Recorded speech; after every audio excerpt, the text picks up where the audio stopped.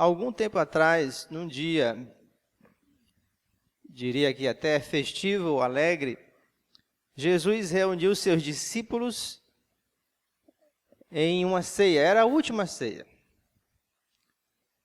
Ele falou sobre seu corpo, falou sobre seu sangue, talvez conversaram sobre outras coisas, riram, choraram, se alegraram, enfim. Mas a Escritura nos diz que Jesus, aos seus discípulos, aos seus amigos íntimos, ele disse: vocês todos me abandonarão. Eu estava pensando e veio isso à minha mente, na verdade, agora. Não ia falar isso.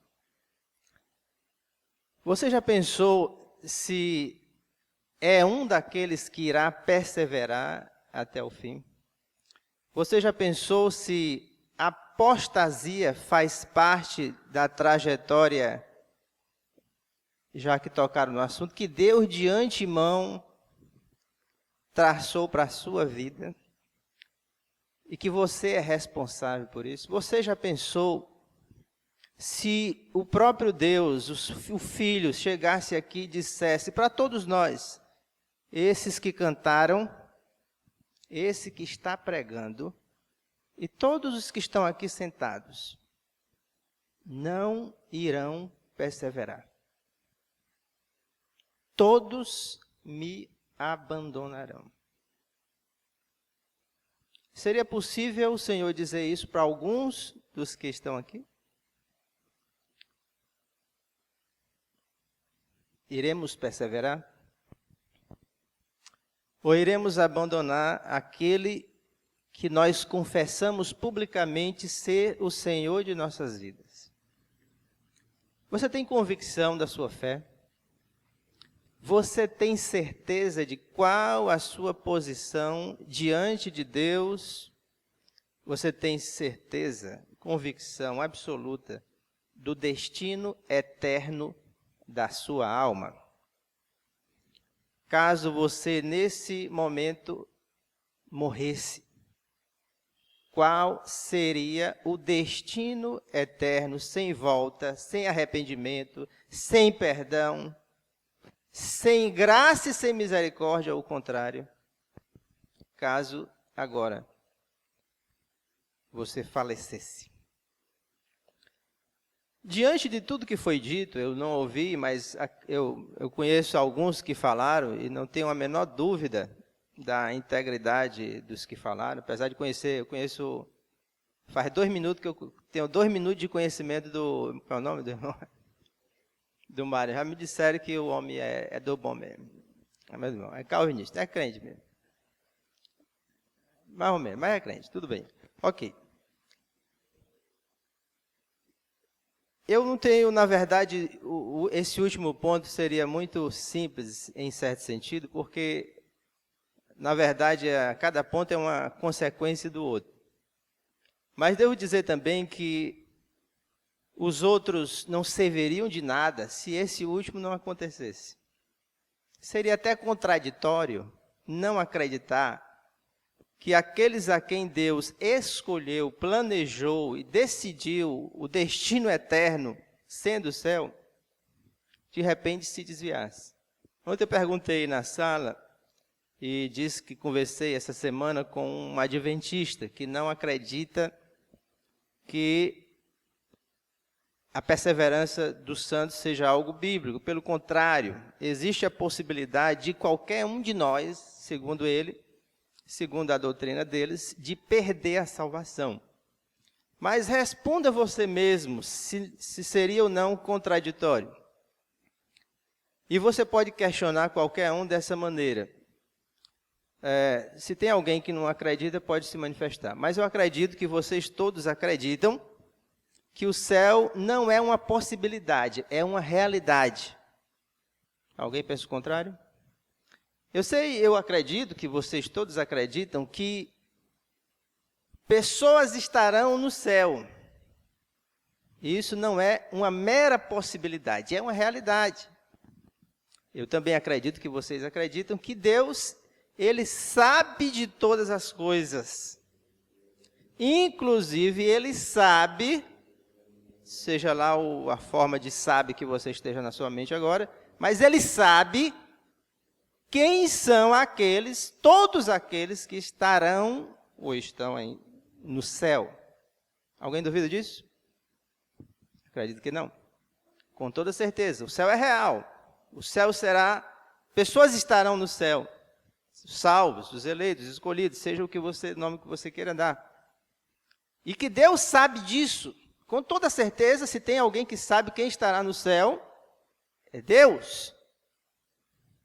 Agora me diga, esse Deus que planejou o próprio céu, que sabe quem estará no céu, será que é possível estar esse Deus errado, de ver o futuro, de saber o que vai acontecer, de ter plena convicção, tendo em vista que ele planejou, das pessoas que estarão no céu?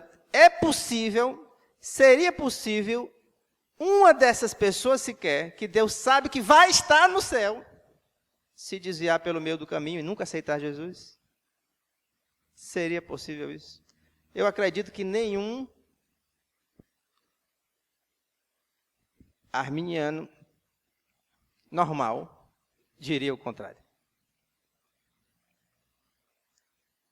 Muito bem, eu quero apenas completar esse estudo e não me estender muito tempo aqui, além de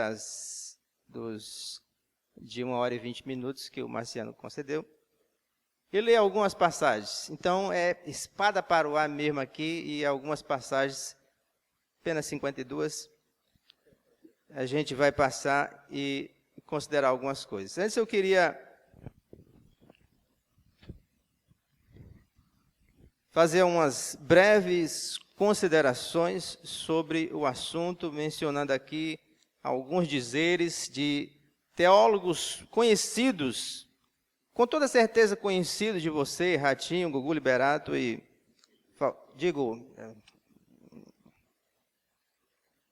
confissões de fé, declarações que tratam sobre esse assunto. Alguns falam perseverança dos santos, outros teólogos preferem preservação. De fato, eu também prefiro o termo preservação, porque perseverança pode dar a entender que a conquista, a garantia de ir para o céu seja da nossa própria conta. Se eu me esforçar, se eu me garantir, eu irei. E de fato não é. Então, preservação pode ser um termo, acredito, na minha opinião, e de alguns outros, que esclarece um pouco mais, abrange um pouco mais, que nós perseveramos pelo fato de ter alguém que nos preserva, que nos guarda. Em 1 Pedro capítulo 1, no verso 5, Pedro diz: vós que sois guardados pelo poder de Deus.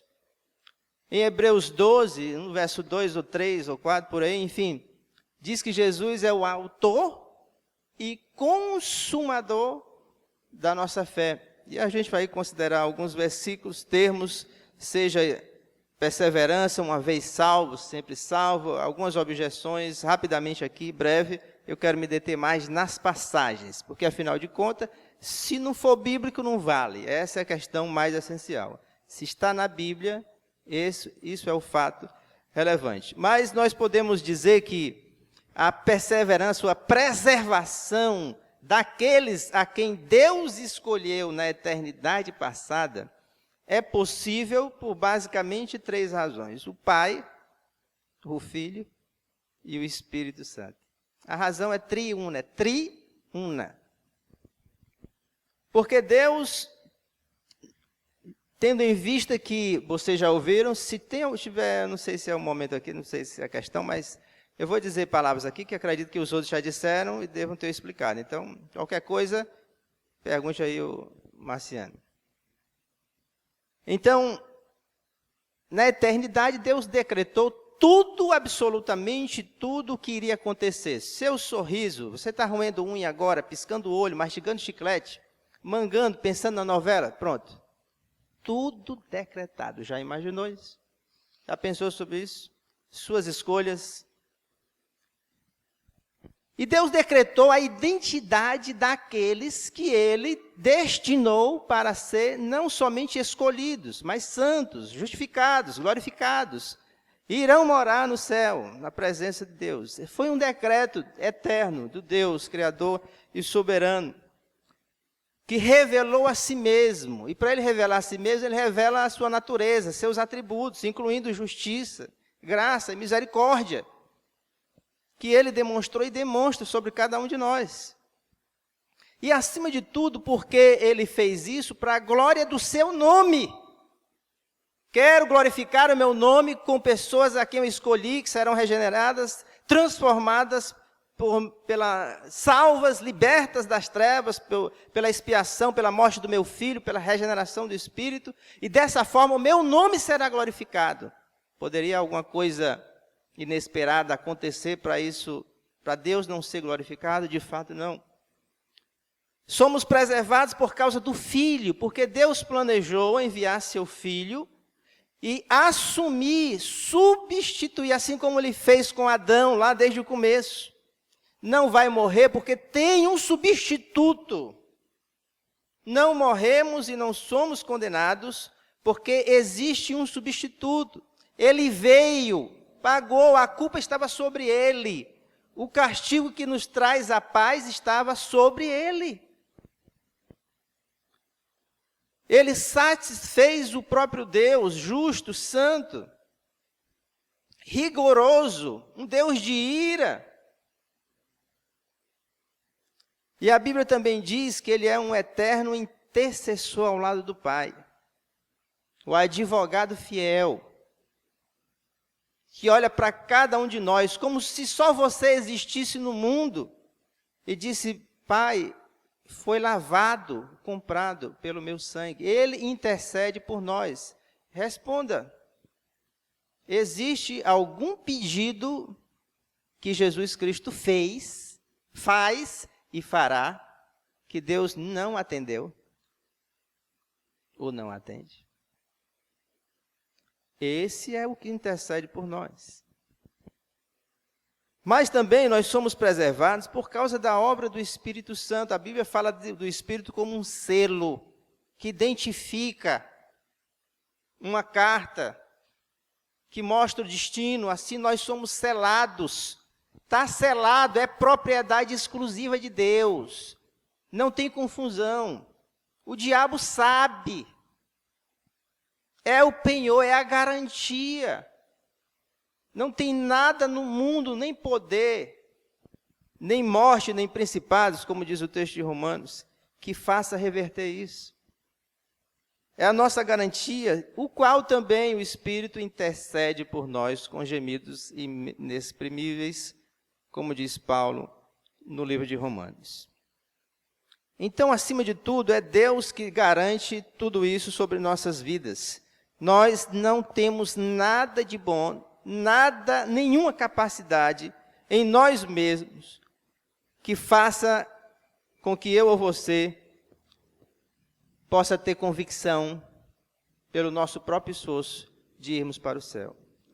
Eu tenho plena convicção, e poderia citar alguns casos pessoais, e eu espero que você também tenha isso, e lembre isso, e guarde no coração o fato de que Deus preserva a sua vida. Mas, falando de mim, eu tenho plena e absoluta convicção que se não fosse a mão de Deus me guardando das minhas escolhas erradas, estúpidas e pecaminosas, eu não estaria aqui. Eu não estaria com a minha família. Eu não estaria desejando o próprio Deus, com toda convicção. Se tem um atributo que eu tenho prazer em ouvir pregadores, mensagens e lendo as Escrituras, isso se diz respeito à soberania de Deus. Para os cristãos, o fato de Deus ser absolutamente soberano e controlar tudo, inclusive nossas vidas e nosso destino, é algo tremendamente confortante, é um alívio. Eu digo muito obrigado a Deus, porque eu não sou livre.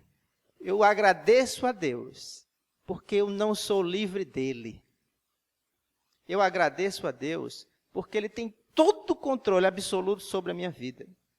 E eu posso afirmar, nós como cristãos, convictos do nosso destino, podemos afirmar que nem os nossos pecados, as nossas piores escolhas, nem isso é capaz de nos separar do amor de Deus. Você já pensou nisso? Lá estava o adúltero e assassino Davi. Não foi separado. Lá estava Pedro, que negou, olhou no olho e disse, eu não conheço. Você já imaginou? Um amigo íntimo de não conheço esse. Abandonou, traiu.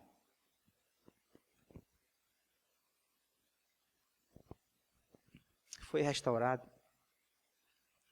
E eu e você, quantas vezes, por tão pouco, nós preferimos nossas escolhas pecaminosas. A Bíblia deixa claro, desde o começo até o fim. Pergunta, quem fez o primeiro sacrifício? Caim ou Abel?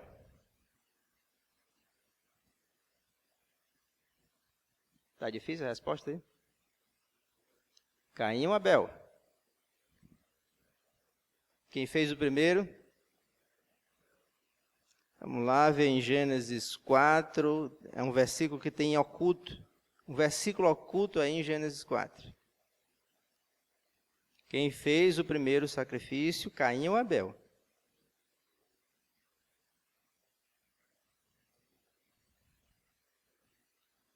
Quem fez o primeiro sacrifício? Caim ou Abel? Desculpe a pegadinha aí, mas foi nenhum dos dois, foi Deus mesmo. Está no capítulo 3 mesmo. O primeiro sacrifício quem fez foi Deus. O último sacrifício, Deus também. Isso é para mostrar que desde o começo até o fim a salvação é do Senhor. É Ele que faz, é Ele que realiza. Ele que começou a obra. Ele que pegou o animal e sacrificou, derramou sangue e fez as vestes. E Ele que determinou que o seu filho, Cordeiro perfeito, sem mácula, também fosse morto.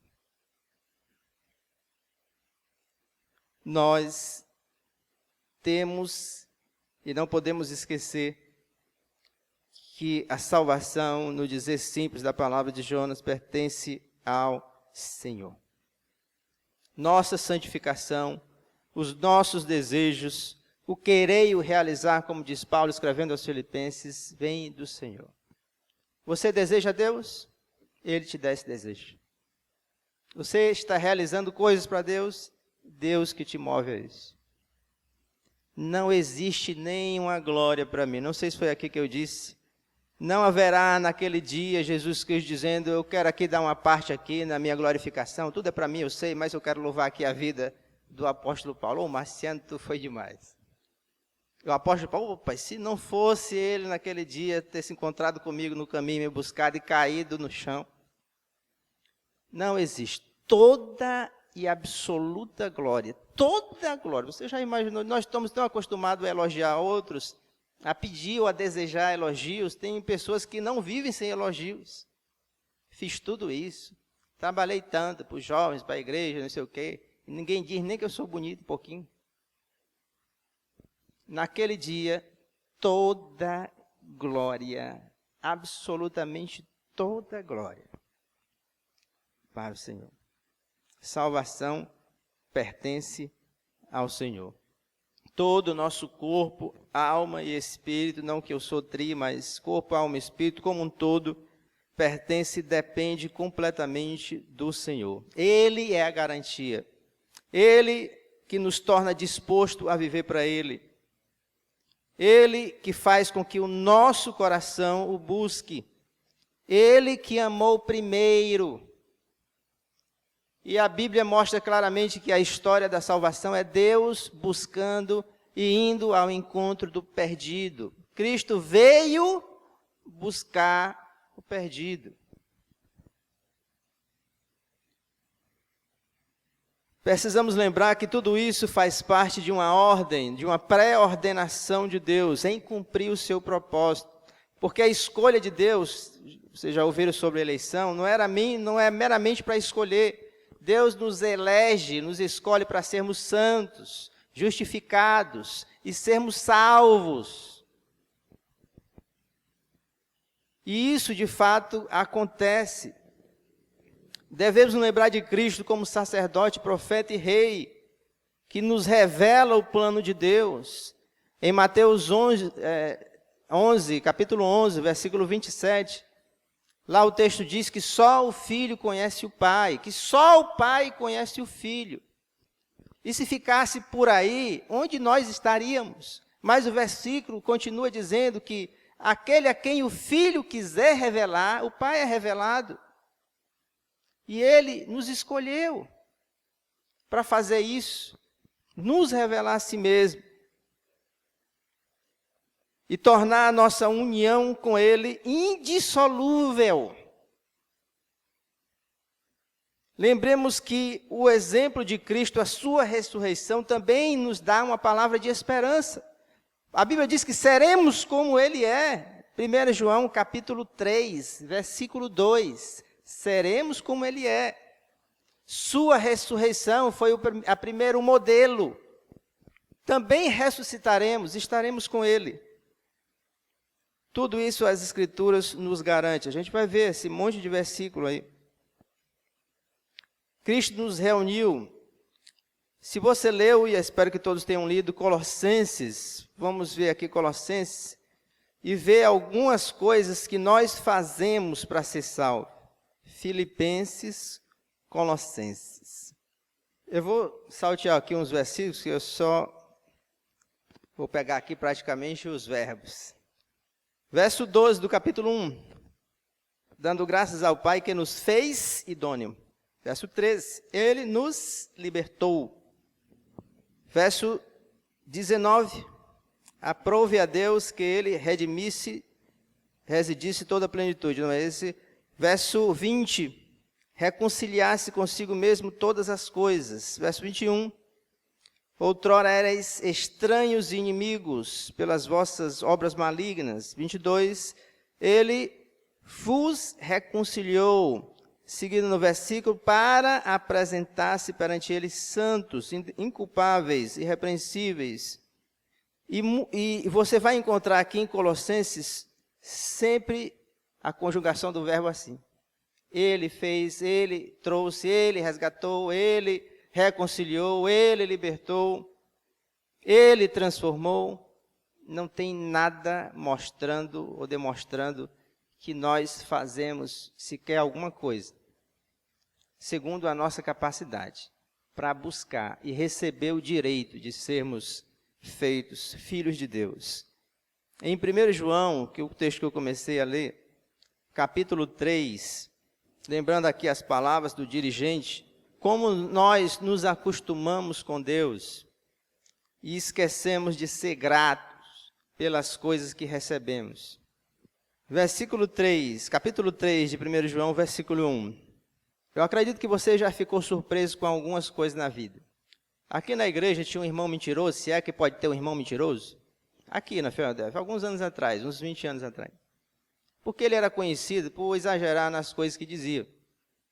E um dia esse miserável, Diego irmão, falou que existe um lugar tão quente, tão quente, tão quente, isso há 20 anos atrás, tão quente que a água, antes de tocar no solo, ela evapora.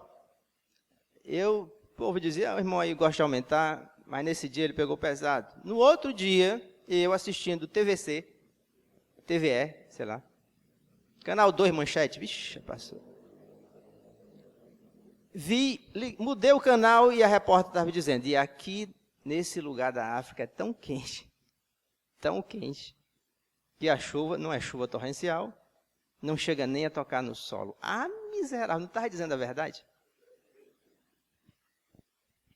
E eu fiquei impressionado. Tem coisas que nos impressionam, que a gente vê o camarada com a capacidade de decorar 1 milhão de palavras em alguns minutos, pessoa capaz de pular 3 metros de altura, só com o impulso das pernas. É impressionante. E aqui tem um texto mais impressionante do universo. É João dizendo que nós lemos como se estivéssemos lendo qualquer coisa. Vede que grande amor nos tem concedido o Pai, a ponto de sermos chamados filhos de Deus. Nós lemos isso aqui como se fosse uma coisa qualquer. Eu confesso isso. Mas a linguagem que o apóstolo está usando aqui é de algo que seria impossível. Olha só a que ponto chegou o amor de Deus para nos tornar filhos dele. Isso deveria nos impressionar. Como o que foi dito anteriormente sobre a eleição, sobre a expiação, sobre o chamado de Deus, sobre a nossa total depravação e sobre a palavra de esperança que é sabermos que nós iremos perseverar porque Deus nos preserva e que o nosso destino é certo, o reino celestial. Eu queria convidar você, a partir de quase agora, manter sua Bíblia aberta nessas 52 passagens. Não é brincadeira, são 52. Mas eu vou fazer isso, se você puder acompanhar, porque eu escrevi todas aqui. Então, para mim vai ser mais fácil, porque eu escrevi todas aqui nesse papel. Mas se você puder acompanhar, passando aí na velocidade do som, pelo menos, as páginas da Bíblia, para conferir, se duvidar ou questionar. Muito bem. Como eu disse no começo, algumas confissões de fé, cânones de Dort, confissão de fé de Westminster, uma das mais conhecidas, todas declarações, é claro, da linha calvinista, mostraram e ensinaram, fundamentaram nas Escrituras os 5 pontos.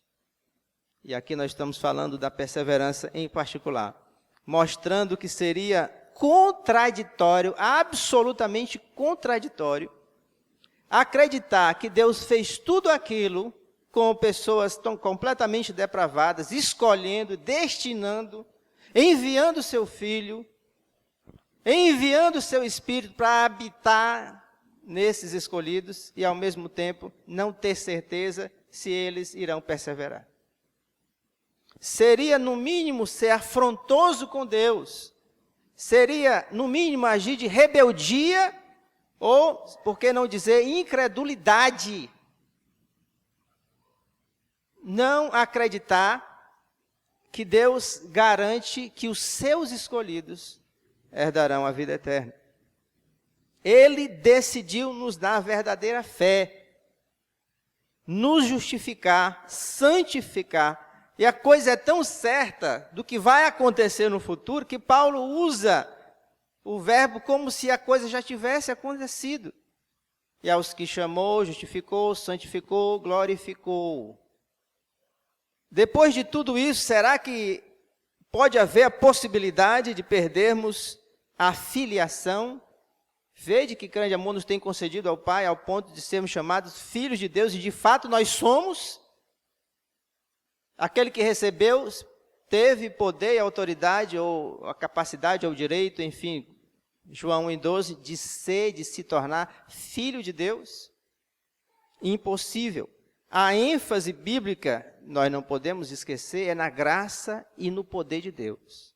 É Deus fazendo isso.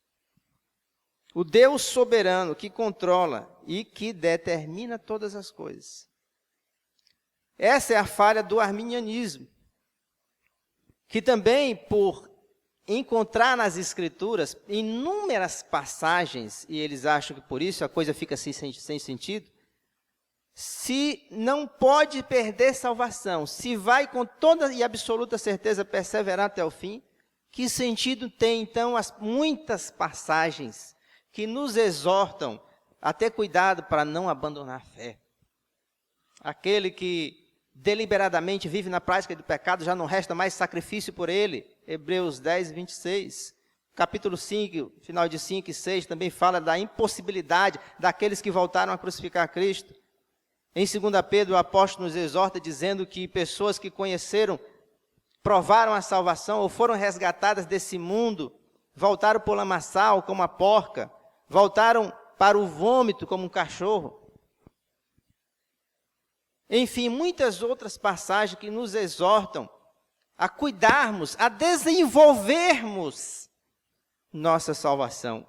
O problema é que arminianos esquecem que Deus decide, estabelece as coisas, o fim das coisas, o destino, mas também Ele estabelece meios. A eleição por si só jamais ia garantir conversão de qualquer um de nós se Cristo não tivesse vindo aqui à Terra. E, aliás, a morte de Cristo também, por si só, não teria efeito, porque a salvação vem pela pregação da palavra. Como crerão se não há quem pregue? Existe outra maneira de alguém ser salvo fora da pregação da palavra? Acredite ou não, alguns acreditam que sim. Pastor John MacArthur, no seu livro, não sei se Sociedade Sem Pecado ou Com Vergonha do Evangelho, cita uma reunião do grupo Vineyard, que disse que naquele momento de êxtase, de milagres, enfim, de manifestações estranhas, pessoas confessavam, pessoas eram salvas sem ouvir o Evangelho. Ele relata lá, escrevendo o testemunho do que acontecia nessas reuniões. Será que é possível? Obviamente não. Certamente os escolhidos devem crer, certamente os escolhidos devem confirmar, 2 Pedro capítulo 1, versículo 9 e 10. Irmãos, confirmai com diligência cada vez maior a vossa vocação e eleição. O problema é que muitas pessoas levantam acusações contra o calvinismo que são sem sentido ou não existem. O problema também é que muitos calvinistas, nas palavras de um teólogo chamado Vincent Schenck, são inconsistentes, não sabem defender, lamentavelmente, as doutrinas da graça. Algum tempo atrás, no programa Vejam Só, eu vi um debate entre um pastor da Assembleia de Deus, arminiano, e um presbiteriano calvinista. Eu desliguei. Não foi por causa da Assembleia, não, foi por causa do homem lá que era calvinista. E o presbiteriano calvinista, não, na minha opinião, é a minha interpretação, é o que eu acho do versículo. Que medo é esse de dizer as coisas e ofender as pessoas? Para completar a raiva, o presbiteriano calvinista diz: eu sei que existe contradição, porque Deus é absolutamente soberano e o homem é absolutamente livre. Lascou. Foi um presbiteriano que dizia que era calvinista. Não dá para assistir um debate desse. Eu não consegui não. E liguei de raiva. Mas tem na internet, você pode ver que ele diz exatamente isso. Que há um paradoxo, uma contradição no fato de Deus ser absolutamente soberano e de o ser humano ser absolutamente, ele usou essa palavra, absolutamente livre. O que é absolutamente sem sentido. Não há a menor possibilidade de isso acontecer. Até porque em nenhum lugar das Escrituras a Bíblia diz ou trata dessa questão de livre-arbítrio no sentido de que nenhum de nós somos livres de Deus. Eu acho que o texto de Tiago, capítulo 4, versículo 15, é muito claro. Se eu não me engano, é o versículo 15, onde diz que se Deus quiser, não só viveremos, como faremos isto ou aquilo. Dentre muitos outros textos das Escrituras. Eu disse que ia ler os versículos 52, a gente chega lá. Um Deus supremamente sábio, imutável, onisciente, todo-poderoso, estabeleceu o seu plano, escolheu os seus de fato, de forma que nada pode se levantar contra o seu propósito eterno, não pode ser alterado, não pode ser revogado, não pode ser melhorado, não pode ser corrigido. Todos aqueles a quem Deus escolheu serão de fato e verdadeiramente convertidos. Talvez o nosso problema seja de ver algumas pessoas do meio da igreja, aqui na Filadélfia, algumas pessoas se afastaram. Eu, quando era descrente, convivi com colegas aí no bairro, indo para festas, indo ameaça de morte, correndo, sendo perseguido, saindo de clubes, eu com os colegas. Depois que a criatura morreu, eu vim saber que tinha sido líder da mocidade. Já pensou? Cuidado aí, Marciano. Sola nele aqui, antes de se desviar, sola nele. Era salvo? Foi salvo? Era eleito?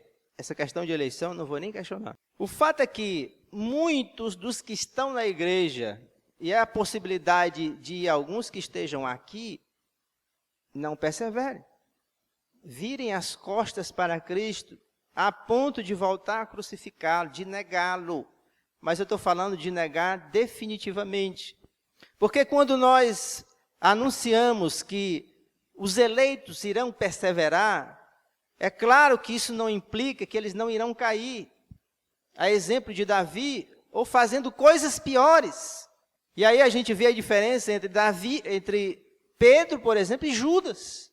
Para Pedro, Jesus disse: o diabo quis te peneirar, mas eu intercedi por ti. Então, quando tu te converteres, não é se, é quando, vai acontecer. O que nós acreditamos é que aquele a quem Deus escolheu pode cair nos piores pecados, nas práticas mais absurdas e cabeludas que você possa imaginar. Mas tal eleito nunca, tal escolhido, nunca irá cometer o pecado imperdoável, por exemplo, como a blasfêmia do Espírito Santo. Pega mais desse lado aqui. Acho que eu vou pregar só assim. Bota só aquela foto, porque aqui está estragado um pouquinho. Muito bem. Então, onde mesmo? Eleito. Aqueles que têm sido convertidos não poderiam perseverar nesta graça se deixados aos seus próprios cuidados. É o que eu disse de mim mesmo. Eu tenho plena convicção que não fosse pela graça de Deus, eu não estaria aqui. Eu não desejaria estar com Ele. Eu, com toda e absoluta certeza, se não fosse a graciosa preservação de Deus sobre a minha vida, eu jamais desejaria continuar nos seus caminhos. Existe o mediador, existe a expiação eficaz, ou usando outros termos que alguns preferem, definida e eficaz. Existe uma culpa que foi paga. Existe um mérito de alguém que diante de Deus foi aprovado e depositou isso sobre cada um de nós. Nós somos salvos e preservados por causa do decreto de Deus, por causa da obra substitutiva de Cristo, por causa da intercessão e habitação do Espírito Santo, para resumir. A Confissão de Fé de Westminster, um documento altamente precioso, que tem um resumo, como eu disse, preciosíssimo da doutrina. E alguns pontos dela eu gostaria de citar aqui e ler. Os que Deus aceitou em seu bem-amado, os que Ele chamou eficazmente, santificou pelo seu Espírito, não podem decair do estado da graça, nem total, nem finalmente. Como eu disse, você pode cometer os piores pecados, mas jamais, de forma definitiva e total, isso irá acontecer se você, de fato, for um escolhido de Deus e verdadeiramente tiver sido regenerado, transformado pela graça e a misericórdia e o sacrifício e a ação do Espírito Santo. Esta perseverança dos santos não depende do livre-arbítrio deles, mas da imutabilidade do decreto da eleição, procedente do livre e imutável amor de Deus, do Deus Pai, da eficácia do mérito de Cristo, da permanência do Espírito Santo. Eles, porém, pelas tentações de Satanás, do mundo, pela força da corrupção neles restante, pela negligência dos meios da preservação, podem cair em graves pecados. Os eleitos, por causa das tentações do diabo, por causa das ofertas do mundo, por causa da nossa corrupção natural, da nossa natureza depravada, nós podemos cair em graves pecados, ainda que por algum tempo continuar neles, incorrer no desagrado de Deus, entristecer o Espírito Santo e, de algum modo, ser privado das graças do soberano, ter os nossos corações endurecidos, as consciências feridas, escandalizar, ainda assim, não de forma total e dependente e definitiva. Em Romanos, já foi lida essa passagem, 8, 28 a 39, tem algumas palavras preciosas, todas são, mas só para destacar, que Deus, aos que Deus predestinou, a esses chamou, e aos que chamou, a esses justificou, e aos que justificou, a esses glorificou. Mas na frente diz, se é Deus quem o justifica, me diga quem pode levantar-se para condená-los. Somos mais que vencedores em Cristo Jesus. Em Efésios capítulo 1, diz lá o texto no verso 11 e 12, que nós somos ou fomos escolhidos para sermos o louvor da sua glória. É óbvio que Deus é glorificado em tudo que Ele faz, nas pessoas que serão condenadas e nas pessoas que serão salvas. Em João 6, 35 a 40, diz que todo aquele que o Pai me dá virá a mim, e o que vem a mim, de maneira nenhuma o lançarei fora. Mas na frente diz que a vontade do Pai é que nenhum de todos aqueles que me deu se perca. Em João capítulo 10, nos versos 25 a 30, está escrito, dentre muitas coisas, Jesus dizendo, dou-lhes a vida eterna, nunca irão perecer.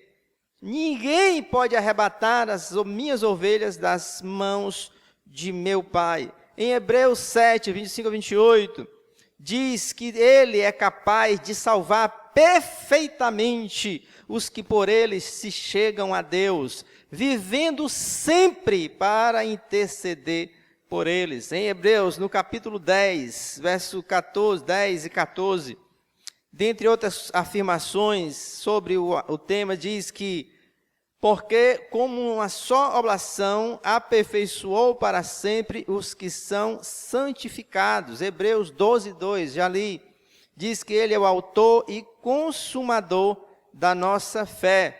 Em 1 Pedro, capítulo 1, versículo 23, já foi lido que nós fomos regenerados, nascemos de novo mediante uma semente incorruptível pela palavra de Deus. Em 1 João, no capítulo 2, mostrando que, mais uma vez, a nossa certeza e convicção, e mostrando também o fato de que aqueles que se apartam, aqueles que se desviam da verdade, aqueles que voltam a crucificar a Cristo, vou dar um exemplo aqui, de pessoas que saíram daqui mesmo. Eu estou contando a história daqui porque eu passei 100 anos aqui, um pouquinho de tempo aqui, e juntamente até com o pastor Luiz e com o pastor anterior, convivi com pessoas que mesmo chorando, eu vi pessoas tremendo, chorando, derramando lágrimas e dizendo, não abandono o meu pecado, não abandono. Até hoje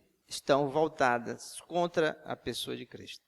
Ao meu ver, essa pessoa, pelo menos, eu não tenho medo de dizer isso, nunca nasceu de novo. Não sei se é eleita, mas nunca nasceu de novo. Até hoje não voltou arrependida para a igreja. 1 João capítulo 3, aliás, 2, né? Porque se fossem de nós, aqui João dizendo que eles saíram do nosso meio para se manifestar que eles não são de nós.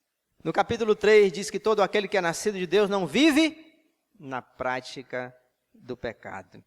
Aquele que é regenerado, salvo, nascido de novo, é nova criatura, ele ama as coisas de Deus, ele ama o povo de Deus, ele ama a palavra de Deus. A sua maneira de enxergar Deus é diferente, a sua relação com o pecado é diferente. A sua relação com as Escrituras é diferente, portanto, vai aqui uma advertência. Se você é um daqueles que não deseja, não se deleita com a pregação da palavra, você pode dizer, não, todo pregador que eu escuto não presta, tudo bem. Mas se você não se deleita com a palavra, se você não se deleita com as obras de Deus, e acima de tudo com o próprio Deus, se a sua alma não arde em chamas desejando isso, meu amigo, com toda certeza, você não nasceu de novo. Em 2 Coríntios capítulo 1, diz que Deus é que faz que nós e vocês, as palavras do apóstolo, permaneçam firmes em Cristo. E fala do selo do Espírito Santo, como garantia daquilo que está por vir. Efésios capítulo 1, verso 13 e 14, diz que nós fomos selados pelo Espírito Santo da promessa, que é a garantia da nossa herança, para a redenção da possessão de Deus, para o louvor de sua glória. Em Efésios 4:30 está escrito que nós somos selados para o dia da redenção. Que palavra de esperança nós teríamos? Que esperança teria, por exemplo, citando aqui o exemplo do John Piper, acho que eu já falei aqui algumas vezes, que ao saber que estava com câncer na próstata, obviamente ficou em depressão, com medo de morrer. Mas uma coisa consolou ele. Ele disse que leu 1 Tessalonicenses capítulo 5 e parou lá no texto. Nós não fomos destinados para a ira. E também lembrou, obviamente, que ele não foi e que Deus vai confirmar a obra que começou na vida dele, que começa na nossa vida, vai confirmar até o dia final, o dia de Cristo Jesus. Que esperança nós teríamos se a salvação e o destino eterno da nossa alma estivesse na nossa própria mão? Você é honesto em reconhecer essas coisas? Em Jeremias 32:40 está escrito, porém o meu temor, que promessa. Não sei se foi esse texto que você leu ontem, não. Porém o meu temor no seu coração, para que nunca se apartem de mim. Há um povo rebelde, indiferente, como muitas vezes eu e você, nós agimos, sem ver nada de bem, de bom, sem ver algo precioso que Deus pudesse olhar e dizer merece. Pelo contrário, Deus disse a um povo que dia após dia se rebelava como a nação de Israel, e como nós, Deus fez uma promessa infalível e eterna, porém o meu temor no seu coração, de maneira que eles nunca mais se desviarão de mim. Filipenses 1, 4 a 6, versículo 6 diz que aquele que começou a boa obra em vós, há de aperfeiçoar até o dia de Cristo Jesus. 1 Tessalonicenses capítulo 5, versículo 24, plenamente diz lá a exortação de Paulo, que o nosso espírito, alma e corpo sejam plenamente conservados e irrepreensíveis. 2 Tessalonicenses capítulo 2, versículo 13 a 17, diz no texto, porque desde o princípio Deus os escolheu para serem salvos mediante a obra santificadora do Espírito e fé na verdade. Queria dar um salto aqui e mencionar aqui os textos de 1 Pedro, capítulo 1, verso 8 e 9, onde diz, a quem não havendo visto amais, no qual não vendo agora, mas crendo exultais com alegria indizível, cheia de glória, obtendo o fim da vossa fé, a salvação da vossa alma. Em 2 Pedro, capítulo 1, verso 10 e 11, que eu já mencionei o texto, procurai com diligência cada vez maior confirmar a vossa vocação e eleição, porque procedendo dessa maneira não tropeçareis em tempo algum, pois dessa maneira é que vos será amplamente suprida a entrada no reino eterno de nosso Senhor e Salvador Jesus Cristo. Aqui falando de algumas exortações para cada um de nós. 1 João 2, 24 a 25, permaneça em vós o que ouvistes, e assim o Filho permanecerá em vós. Esta é a promessa que Ele mesmo nos fez, a vida eterna. 1 João 5, 11 a 13, e o testemunho é este, que Deus nos deu a vida eterna. E estas coisas vos escrevi, a fim de saberes que tendes a vida eterna. Meus irmãos, são muitas passagens. Não há como fugir do que a Bíblia diz. Isso é um fato. O que eu quero, acima de tudo, é, diante das Escrituras, diante da exposição que foi dito, da nossa condição totalmente inabilitada, incapacidade total diante de Deus, levando Deus, não como consequência disso, mas como parte de um plano, a escolher, por causa da nossa incapacidade, Deus escolheu. Eu estou falando, não entendo que eu estou mal, o que eu estou dizendo. Por causa, acima de tudo, do seu plano, do seu decreto. Deus nos escolheu Mas não somente isso, porque não resolveria. Enviou o seu Filho pelos escolhidos, de outra maneira não poderia ser. Nos deu o seu Espírito Santo, que de forma irresistível nos chama, nos convence, abre os nossos olhos. Você enxergou a Cristo. E eu penso que, lamentavelmente, muitos de nós nos acostumamos tanto com Deus, que a Bíblia passa a ser meras palavras. Não tem mais aquela empolgação de um novo convertido. Ter isso na igreja, durante o cântico, a música, é muito fácil. É muito fácil, no meio do ajuntamento, os sentimentos afluírem. E você olhar para o irmão, nem gosta muito, mas está ali, chora, abraça. É muito fácil isso. No nosso dia a dia, a coisa muda de figura. Para dar um exemplo bem claro, você pode sair daqui usando a linguagem cheio do poder do Espírito. Hoje o culto foi uma bênção, eu estou aqui saindo faísca. Aí você passa por essa porta, pega o seu carro, quando dobra na esquina, vem outro carro, passa na sua frente e você já disse o palavrão. Perdemos isso facilmente. Não se engane. Não se engane a si mesmo. Seja honesto, sincero. Avalie a sua vida. Volte. Lembre-se, usando aqui a passagem de Isaías, não sei se é Isaías 55, lembrai-vos do buraco, do poço, de onde vocês foram tirados. Você consegue meditar diariamente sobre isso? Você consegue voltar para o passado? A ceia é para isso. Anunciamos a sua morte até que ele venha. Lembrar da obra que ele fez. Você consegue trazer a sua mente para o passado e se alegrar? Precisamos disso. Não esqueça disso. Não esqueça da cruz. Tem que voltar os olhos para trás, lembrar. Muitos de nós precisam exatamente disso. Voltar lá para o começo, como diz certa música de certa letra de certa música. Voltar ao primeiro amor. Quero voltar ao início de tudo. Alguns estão nessa condição e precisam lembrar isso. Eu gosto de assistir filme com meu filho. Ele gosta de desenho animado, eu assisto desenho animado. Não presta, mas eu assisto. Às vezes eu digo para ele, para que está assistindo isso? Aí não presta, eu fico com raiva de mim. Ele vai chorar. Mas eu assisto depois. E eu estava assistindo com ele um filme legalzinho chamado Ratatouille. Você conhece? Assiste filme? Tem vergonha nessa idade assistindo filme? Mas que pode, eu assisto por causa do meu filho. Ah, tu tem filho também, beleza. Ok. Então, estava lá assistindo Ratatouille, tem uma cena que o Rongô, o crítico, entra lá no restaurante. Todo mundo assistiu esse filme, não? A maioria assistiu, ok. É um ratinho que é cozinheiro. Muito bem. Então, o crítico da comida entra no restaurante e faz um desafio lá para o Linguini, que é um menino que não sabe de nada e usa o rato para cozinhar. E no outro dia ele volta e fica esperando, me surpreende, aquela coisa toda, aquela arrogância. E aí o ratinho e um monte de rato faz a comida do homem. E faz um prato chamado Ratatouille.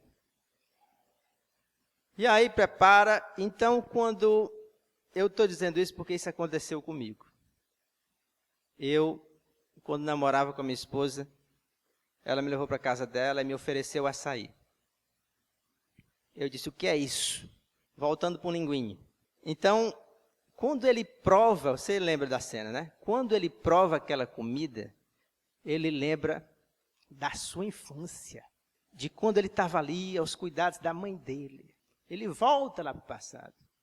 Quando a Carol disse, quer um pouquinho de açaí, eu digo, o que é isso?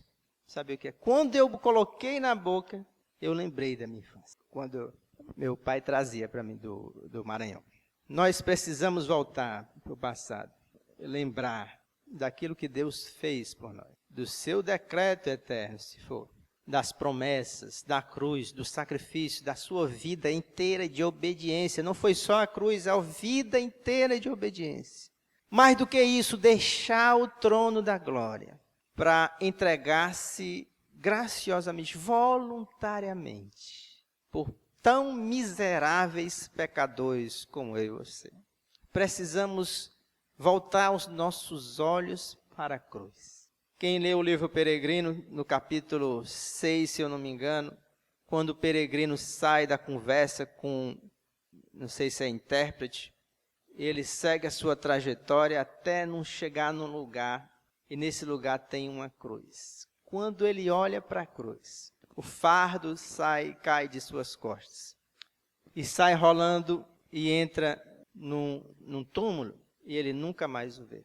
A cruz deve ser sempre lembrada, para nós não nos esquecermos de nossa posição e condição totalmente dependente. Por isso, mais do que um palavreado doutrinário chamado calvinismo, o que vocês ouviram, principalmente o que vocês ouviram, lembre-se de guardar isso no coração, porque não é meramente um discurso intelectual como algo que é melhor do que o que os arminianos dizem, mas palavras preciosas, poderosas, de um Deus que é fiel, de um Deus que nos tem guardado com o seu poder, graça e misericórdia, de um Deus que olha para cada um de nós de uma forma tão especial, mas tão especial, que se torna impossível, não por nós, de voltar atrás do que disse, no que decretou.